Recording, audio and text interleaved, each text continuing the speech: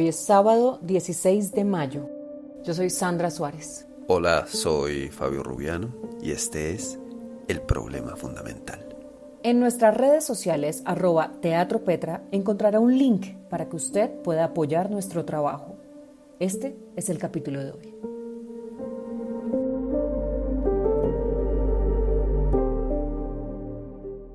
Comenzamos a alejarnos del tema de la pandemia no porque haya pasado, sino porque queremos empezar a explorar otros temas, como por ejemplo, en estos tiempos hemos visto un aumento de el rebusque. Es inevitable aceptar que todos nos estamos empobreciendo y que estamos buscando nuevas formas de hacer. Y unido a esto hablaremos por fin de teatro colombiano, el diálogo del rebusque. ¿Usted también le parece que es una de las mejores? Sí, es la mejor. Para mí es la mejor de su historia, la que yo más recuerdo, la que está llena de recursos teatrales, escénicos, con un despliegue de actuación impresionante. Como ya venimos acostumbrados a esta dinámica, de una vez salgamos de esto. Haga el resumen del diálogo del rebusque del Teatro La Candelaria. Pero calma, que la vi hace más de 30 años. No, es una obra inolvidable, se llama El Diálogo del Rebusque y es a partir de La vida del buscón de Quevedo, el título es más largo. De Quevedo, autor del siglo XVI-XVII. El resumen del Diálogo del Rebusque del Teatro La Candelaria es el siguiente, va a ser un resumen porque va a ser muy corto. Quevedo, como era un escritor mucho tiempo satírico, está en el infierno. Y también en el infierno está uno de sus personajes, que es Don Pablos. Don Pablos, que es el protagonista de El Buscón. Y resulta que hay una revuelta en el infierno. Los diablos de las secciones 4, 7 y 9 se rebelaron y piden mejores condiciones. En alguna parte de la obra dice que eso está lleno solamente de gente pobre y de prostitutas. Entonces que ellos ya no aguantan eso. Y entonces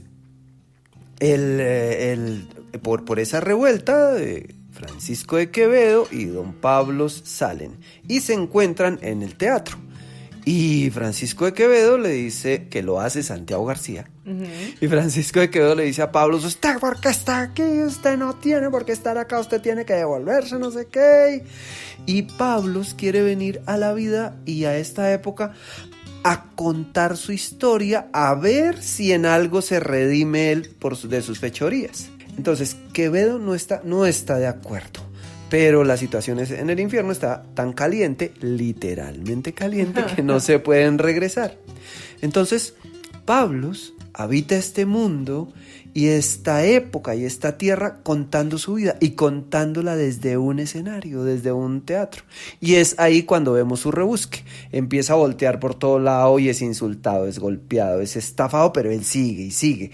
Y también no es que sea una alma de Dios, por algo está en el infierno, se hace pasar por estudiante, se convierte en, ¿cómo es que llama él? En falso hidalgo. Quiere casarse, quiere ascender socialmente, quiere casarse con una mujer con una dote elevada, luego se vuelve limosnero y finalmente huye con una prostituta. ¿A dónde?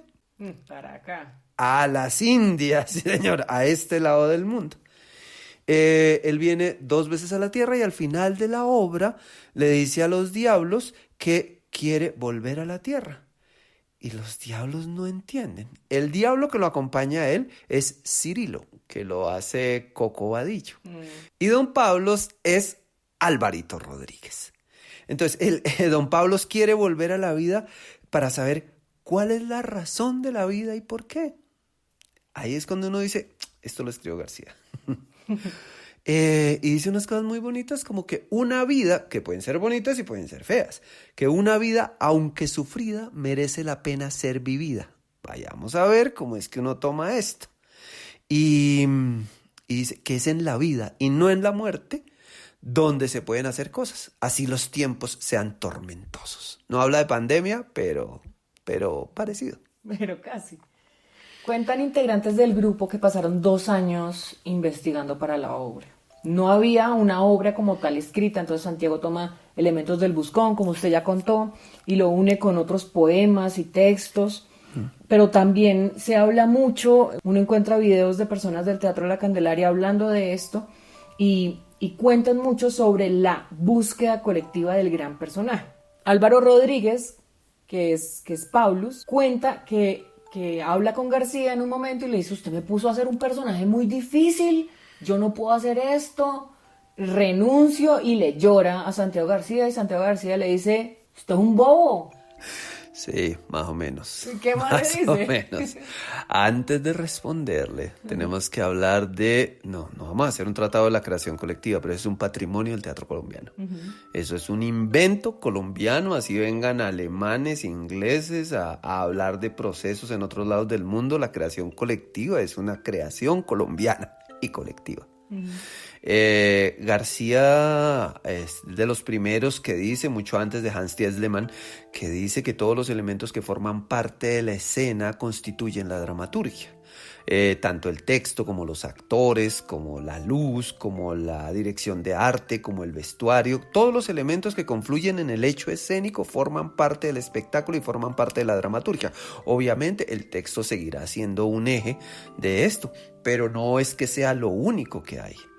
Y él siempre insistía, el proceso de la Candelaria, ellos trabajaban a partir de improvisaciones sobre ejes temáticos, ejes argumentales, e iban construyendo los personajes. Cuando Alvarito le dice: yo no puedo hacer ese personaje, García le dice: no sea bruto, no sea bobo, el personaje lo vamos a hacer entre todos, usted simplemente lo va a actuar. Si uno no tiene a García como el gran maestro después de una frase como esta, en esa frase que García tenía esa capacidad, le resume a usted toda la creación colectiva. Claro. Y de hecho, esta obra es una creación colectiva escrita por Santiago García. Después de todo el proceso creativo, Santiago recoge tanto lo de Quevedo, tanto lo del Buscón, tanto lo del el Tacaño, tanto lo de los sueños, y más los ejercicios y las improvisaciones de la Candelaria, recoge todo eso y es cuando escribe el diálogo del rebusque. Creación colectiva de un autor, o sea, ¿eso cómo viene siendo creación colectiva? Claro que es creación colectiva, pero él recoge todo lo que hacen los demás. Los argentinos trabajan mucho así. Spregelburg, Veronese, Tantanian, no sé si Federico León, Tolcachir trabaja mucho así. Recogen lo que sucede en escena, hay como una dirección puntual sobre premisas de trabajo, van recogiendo y a partir de eso escriben el texto. Entonces García escribe el diálogo del rebusque, luego Peñuela escribe la trasescena y Patricia Ariza el viento y la ceniza, sí, que son obras de creación colectiva pero escritas por un autor. Bueno, pero entonces hablemos del gran personaje, porque evidentemente es una de las cosas más importantes de esta obra. Hay una búsqueda del gran personaje. García siempre insistía en eso. Lo que necesitamos, lo que necesitamos en Colombia es la creación del gran personaje. Nos hacen falta más personajes. Dice México lo tiene, los argentinos lo tienen, España pues lo tiene, pues no, Don Quijote es una bestialidad de personaje. Y hablaba del rebuscador, de que en Colombia todo el mundo estaba en el rebusque, que la gente se la rebusca. Es una cualidad colombiana, bueno, es una cualidad mundial, histórica. Entonces está este rebuscador del siglo de oro español, que es Don Pablos, y está el rebuscador que se inventa García con este Don Pablos colombiano, porque es bastante colombiano a pesar de que usa el lenguaje del siglo de oro, para el diálogo del rebusque. Uno ve a Alvarito actuando en esa obra o uno lee el texto y uno siente aquí hay como una herencia española, pero esto perfectamente puede ser de un colombiano. Pero bueno, entonces ese es el rebuscador, que es uno de los grandes personajes, pero también hay otro personaje que es el autor. Es muy interesante hablar del autor como personaje. Por ejemplo, si uno coge al Quijote, la gente en el imaginario popular hay mucho más conocimiento del Quijote que de Cervantes. Sí. Usted le pregunta a cualquier persona y sabe quién es el Quijote, pero no sabe quién es, y muchos no saben quién es Cervantes. Aquí, Utilizan a Quevedo como personaje y de hecho, históricamente y en las ficciones que se han escrito alrededor de su vida, también ha sido un personaje. Su vida, él nace cojo, por eso García siempre que actúa dice, y de puta pata, y de puta pata, y se pega con un bastón en la pata. Tenía los pies hinchados como Edipo, era miope, por eso en los retratos de Quevedo, se dicen retratos, no fotos, en los retratos de Quevedo él siempre sale con anteojos, ojo, no gafas, anteojos. Seguramente por eso, no sabemos si sí o no, desarrolló su capacidad de sátira, posiblemente para defenderse, como su personaje Pablos. Y Quevedo históricamente ha sido visto como intelectual, como medio Casanova, cortesano, ingenioso, escandaloso, con chistes satíricos, como Pablos, a pesar de que él escribe ese personaje para burlarse de la gente humilde que quiere ascender socialmente. Venga, pero hay un chisme y es que eso era como la UFC de la literatura, que eso se daban durísimo y se peleaban, en serio. Sí, es el siglo de oro. Eso era la reunión de genios. Todos nacieron como por la misma época. Entonces, ahí en el siglo de oro está Lope de Vega, está Cervantes, está Góngora y está Quevedo. Y todos se odiaban. Bueno, no, que Quevedo y Lope parece que sí eran como llaverías y que se emborrachaban juntos. Pero Quevedo sí le daba muy duro a Cervantes. Y Góngora le daba muy duro a Quevedo y a Lope. Y todos eran de la misma época. En el otro lado estaba Shakespeare. También es contemporáneo. Y él ya se estaba dando con Marlowe, con todo eso. Se daban parejo. Entonces había insultos, acusaciones. Se dedicaban versos satíricos. Quiero tomarme la licencia de decir algunos. Para ver si yo abro un poco mi léxico y aprendo nuevas formas de insultar. Por ejemplo, Góngora le dedicaba a Quevedo y a Lope algo así. Hoy hacen amistad nueva más por Baco que por Febo. Don Francisco de que bebo, don Félix Lope de beba. Y Quevedo le devuelve a Góngora esto. Yo te untaré mis versos con tocino porque no me los muerdas, Gongorilla. Perro de los ingenios de Castilla, docto en pullas, cual mozo de camino. Y no solamente hablaban así entre ellos, porque así empieza don Pablos en el diálogo del rebusque. Empieza, hey, hey, hey, hey, a vosotros tacaños, vergantes, perversos y abominables, a vosotros cabrones y lujuriosos de la penca mayor, atención, a vosotros pícaros y charlatanes, todo lo que se va a presentar aquí sobre este escenario, todo lo que aquí se va a vivir, tiene que ver con vuestras vidas. Ay, más despacito para escribir. Entonces uno iba a teatro y veía eso y decía, no quiero hacer otra cosa en mi vida que estar parado en un escenario. Hay una cosa que me llama mucho la atención y es que el texto de Quevedo es del siglo XVI. ¿Cómo hace el Teatro La Candelaria para adaptar ese texto a los 80s? El buscón habla de un rebuscador. Entonces no era tan difícil. Lo difícil es caer en cuenta.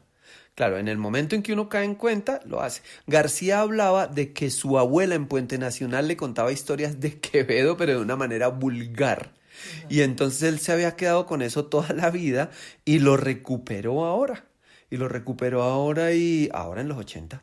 Y fue cuando logró sacar todo eso que tenía guardado y lo expuso. Quevedo sale arrepintiéndose de esos escritos blasfemos, diciendo, ay, esto era un error de juventud. ¿Era tan jovencito? Bueno, ahí hay dos cosas, lo del arrepentimiento por sus escritos y su concepto de que lo había escrito en los años mozos. Uno no sabe si eso es verdad o es mentira de parte de Quevedo. Primero, él renuncia a sus escritos satíricos, medio blasfemos, porque tenía ahí respirándole en el oído a la Inquisición. Entonces él dice, no, yo renuncio a esto, y él presenta sus mismos textos a la Inquisición y dice, prohíban esto que yo escribí, o sea, se arrepiente.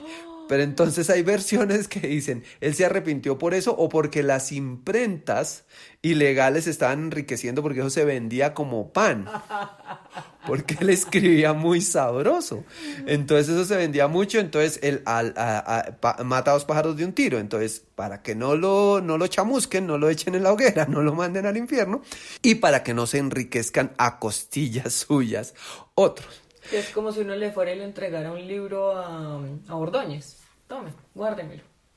Ay, qué horror nombrar a ese señor. Que Cirilo lo tenga allá en el infierno Se empieza a vender de una. Cuando sea la hora, cuando le llegue la hora. Y de hecho, en la obra de teatro, en el diálogo del rebusque, como Quevedo está en el infierno y hay una revolución en el infierno, entonces se generan nuevas reglas.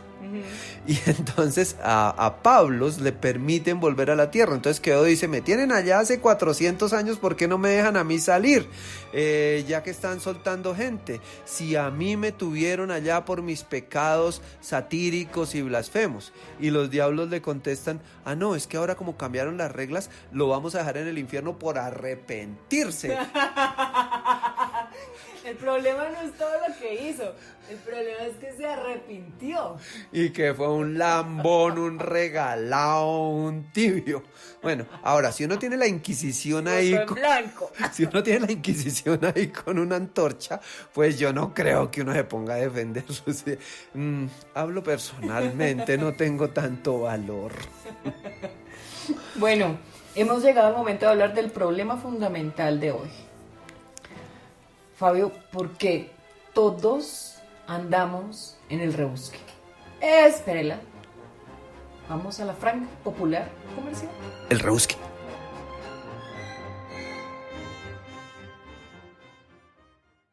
La franja popular comercial es un espacio real, es de verdad, para que pequeñas empresas, pequeñísimas empresas, pauten aquí. Franja popular comercial. Franja popular comercial. Franja popular comercial.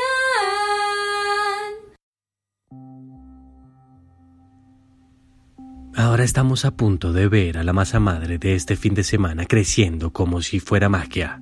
Nos adentramos a la miscelánea del trigo y aún no sabemos qué encontraremos. ¿Que va a despertar al pan de masa madre que se está horneando? ¿Nos atacará? No lo creo. Esos panes suelen ser muy nobles. Oh, mira, está envuelto de mazorca bebé. Está en su estado natural. ¡Qué delicioso! Alcanzó a oler las tortas de zanahoria y auyama aunque no las logre ver. ¿Podemos acercarnos más? La dueña de la miscelánea del trigo nos saca del lugar sin antes darnos una tarjeta con sus datos. En Instagram, la miscelánea del trigo 49. Y a los números 313-899-5246 o al 312-431-1840.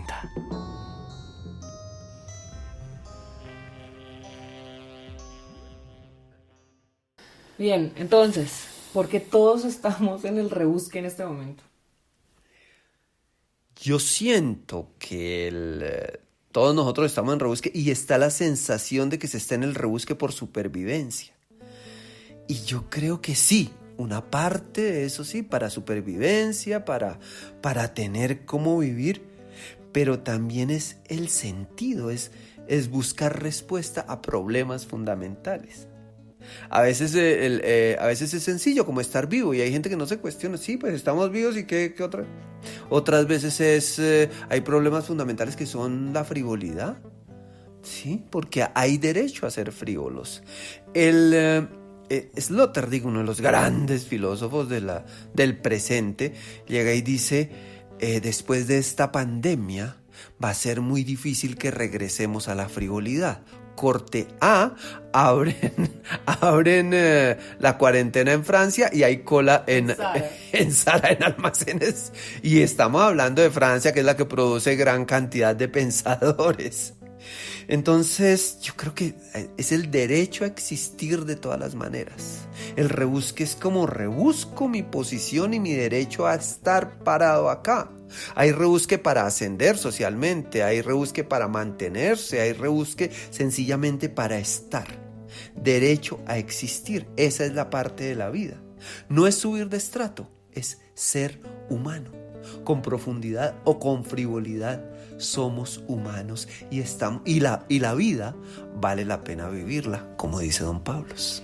Yo creo que si todos estuviéramos en las mismas condiciones o en las condiciones mínimas para que todos los seres humanos puedan vivir tranquilos, esto es salud, educación, una vivienda digna, agua potable, alimentación, sería normal que todos rebuscáramos cómo ser esa parte de la frivolidad, porque creo que hay muchas personas que les toca por obligación terminar en la calle tratando de buscar lo de cada día. Entonces a mí me gusta mucho pensar en el rebusque si todos estuviéramos en las mismas condiciones. Cuando todos estamos en las mismas condiciones, como sucede en los países nórdicos y eso, uno ve que los índices de creatividad son muy altos. Entonces ahí hay una contradicción que dicen que las necesidades generan la creatividad. Sí, hay una parte de eso, pero también el exceso de necesidades hace que solamente se busque lo de sobrevivir y no lo de estar. Entonces, lo que yo pienso es que en sociedades donde hay un sistema igualitario tan profundo, hay más librerías, hay más publicación de libros, hay más teatro, hay más danza, hay más procesos creativos. El cuento que nos echaron, que ser pobres es una virtud porque uno se vuelve más recursivo, más creativo, sí, hay una obligación, pero es chévere ser recursivo y creativo teniendo todas las condiciones. Por eso digo, el rebusque no es solamente de supervivencia, es una forma de estar en el mundo. Si usted está en el rebusque para tener una vida más cómoda, para tener posibilidades de salud, de educación, etc., también está buscando tener tiempo libre. Y en el tiempo libre es cuando usted tiene más posibilidades de ser humano. Cuando nace el Teatro de la Candelaria, que antes se llamaba la Casa de la Cultura, Santiago García les dice a todos, esto hay que hacer teatro sin esperar la ayuda de nadie. Hay que hacerlo porque hay que hacerlo con nuestro talento y etc. Y Patricia Ariza, cuando se pasan de la calle 20 con 13, contaban que ellos no tenían para pagar ya el arriendo, que ya se estaban quedando sin plata y que escucharon el chisme de que había una huaca en la casa y se han puesto a abrir huecos en toda la casa para ver si encontraban plata. Y Patricia remata con algo que a mí me llama mucho la atención y que creo que es un poco unido al rebusque, es después encontramos la huaca. Éramos nosotros mismos. Es muy bonito eso. Suena un poco Pablo Coelho, pero... No, pero ellos lo han demostrado. Sí, pero ellos no están hablando carreta. Ellos llevan más de 50 años haciendo teatro. Se dieron cuenta que la riqueza de verdad estaba ahí, empezando por García, por Patricia, por Coco, por Peñuela, por Paletas. Pero bueno, esto no es un programa de la Candelaria. Que hablen ellos. Sí, yo creo que es el gran pionero del teatro colombiano y Santiago García es el gran defensor del teatro colombiano, el gran creador del teatro colombiano. Él es el que insiste, tenemos que crear una nueva dramaturgia, una dramaturgia propia, no renegamos de la dramaturgia universal, europea, japonesa, australiana, asiática, de donde venga, pero tenemos que crear nuestros propios lenguajes, nuestros propios personajes. Ahí está todo el trabajo del Teatro de la Candelaria. Ahí está el gran personaje que es don Pablos, que para mí es una obra maestra del teatro del siglo XX al lado del Paso. Se la rebuscaron. Bueno, entonces, ¿qué vamos a hacer en el próximo episodio capítulo? Ya vimos lo que pasa adelante. A mí me gustaría que hablemos de lo que pasa detrás. Tanto de obras que hablan de la trasescena como cosas que pasan en la trasescena. Vamos a seguir hablando de ficción y de realidad, que le ha pasado en la trasescena a ciertas obras de actores, actrices.